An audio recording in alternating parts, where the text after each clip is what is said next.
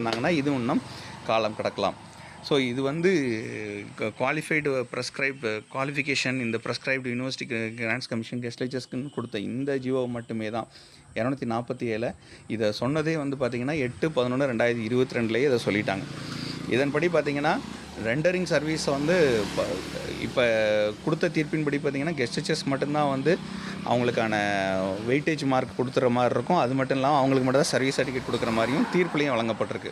இந்த தீர்ப்புலையும் பார்த்திங்கன்னா இதே தான் சொல்லியிருக்காங்க. 2708 போஸ்ட்டுக்கு வந்து நீங்கள் 42,064 பேர் வந்து குவாலிஃபைட் பர்சன் அப்ளை பண்ணியிருக்காங்கன்னா அதுக்கான தீர்ப்பில் வந்து 4000 நீங்கள் மாற்றலாம். அதுக்கான ரூல்ஸ் அண்ட் ரெகுலேஷன் பார்த்திங்கன்னா 1292 பேரையும் வந்து நீங்கள் அப்ராப்ரேட்டாக அது வந்து இன்னும் அடிஷ்னல் நோட்டிஃபிகேஷனாக எக்ஸிஸ்டிங் 16/10/2025 சொன்ன மாதிரியே அடிஷ்னலாக கொடுத்துக்கலாம்.